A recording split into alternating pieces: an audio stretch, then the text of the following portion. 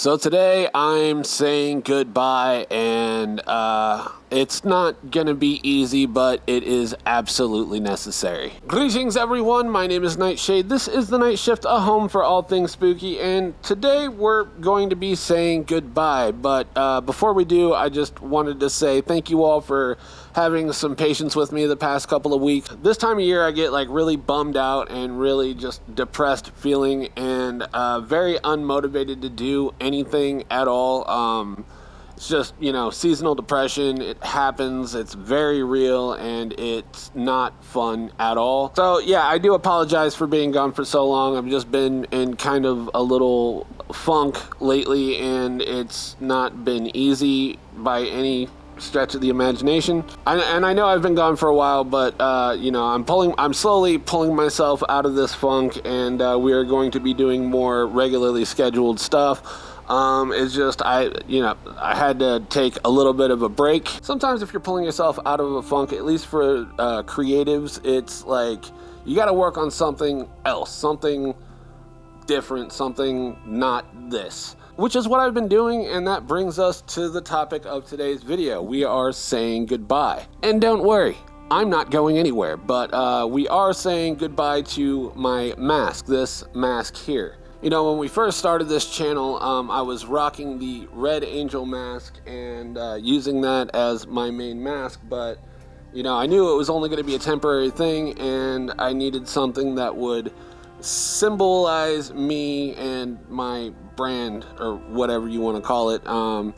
Just pretty much be a representation of like me, who I am, and what the things that I like, which are skulls and jack-o'-lanterns. Those are like my two favorite things. So I found this mask, and I've been using it for the better part of a year and a half, just about a year and a half. I've absolutely loved this mask. I love the imagery of this mask. I really do. I think it represents who I am as a person very well. It very much matches my personality. However, the problem with that being is that this is my only mask. And I've tried to reach out a couple of times to my former mask maker to see if I could get any more copies, and I've not gotten a text back or anything like that. And unfortunately, there's a spot where there has been some rot over here on the side of the head, and I found that last recording session, last time I shot a video, and it put me into a little bit of a panic. Now, I want this mask to last as long as possible, and in order to do that, unfortunately, I kind of have to retire it. And it kind of sucks because I really do love this mask. I love the way it looks. I've been through a lot in this mask. This is the mask that I wore to Pale Fest where I met AJ Good. It's this mask that's represented on my character for Masks and Machetes. As a matter of fact, whenever I switched to this mask, my channel started growing pretty decently. I guess this mask is a little bit more approachable than the Red Angel.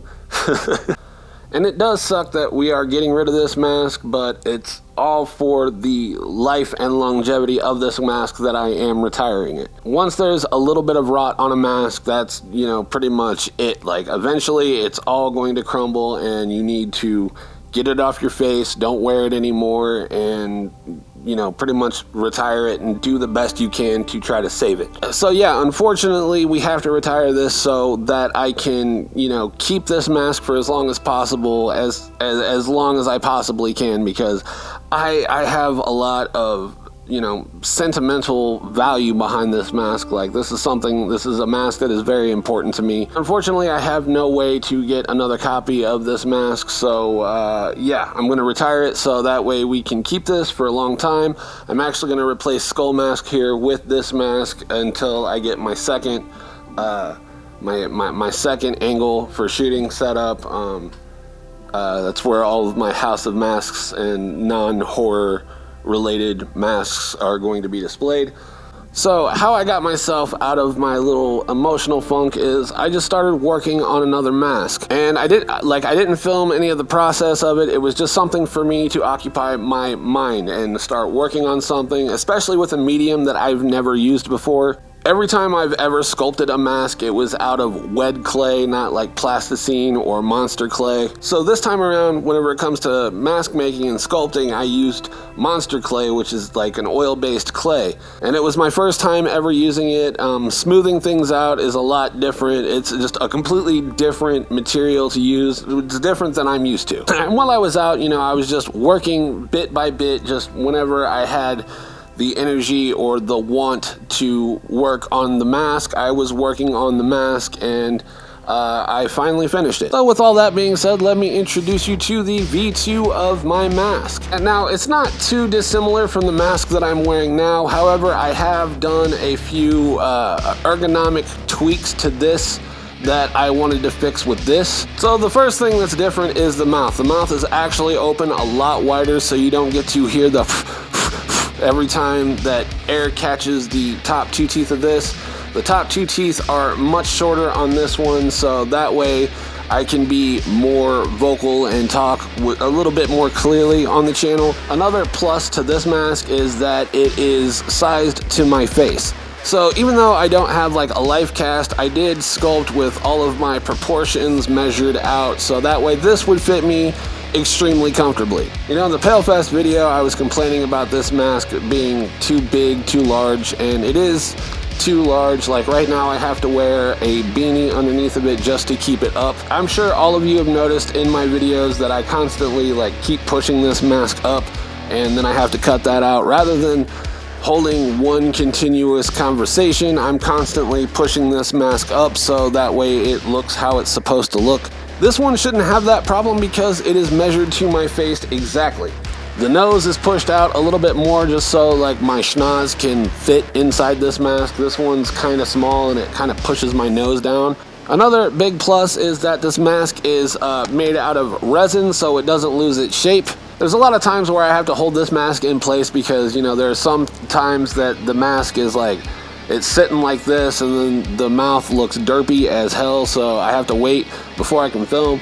So this I just put on my face and it's ready to go. And another huge positive of this mask is that I own the molds, so I can make multiple copies of this mask. Rather than just having this one mask and keeping it here and then not being able to shoot videos at my house, you know, this is going to eliminate that problem. And also, if I want to do a giveaway with one of my masks, I can. So what you're looking at here basically is the prototype of my new face. I need to tweak a few things and smooth out a few more things because like the lighting in my house kind of sucked, and it looked smooth until I did a pull and then pulled it out into the light and noticed that there's a lot of different, you know, imperfections of the mask, which are normally cool, but you know, I want them to be a little bit more smooth. So now that you guys have seen the new mask, I'm gonna go ahead and put this up back there and put this on, as well as the new fit for the channel. A new mask always comes with new drip. And as we transition, we're just going to pay one last little homage to my very first pumpkin skull mask and all of its glory. So here's that right now. I've been waiting for the mask. What is it? It's these guys. These are the Samhain pumpkin mask. Samhain. I know a lot of people pronounce it that way. It's correctly pronounced Samhain, in case you didn't know. But yeah, these are the perfect mask. They're a skull, they're a pumpkin, they're campy, but they can be terrifying in the right situations. And when you add a hood to it, it gives you that 90s nostalgic vibe of those old cheap masks that you get at a Halloween store. No, this is like the perfect mask. This is everything that I was looking for in a mask, and I can't believe that I actually found it as is.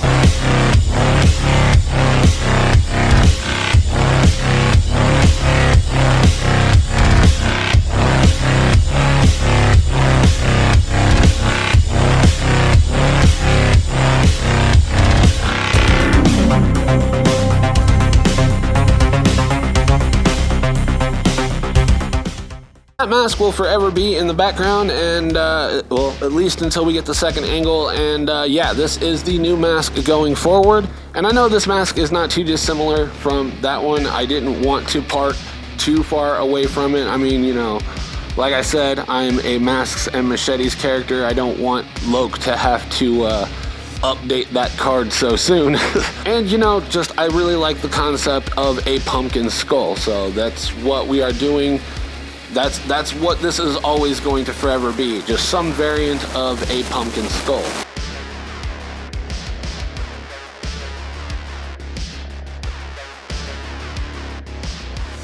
This is my first time ever working with resin, and I didn't realize that dremeling was going to take as long as it did, but you know, it did. So that's just gonna about do it for me, and this is how I'm going to look going forward. And yeah, so hope you guys like it, and I hope you enjoyed the video. And I'm going to go ahead and catch you guys next week, and until then, my name is Nightshade. This has been The Night Shift, and I will see you in the next video. Stay spooky, my friends.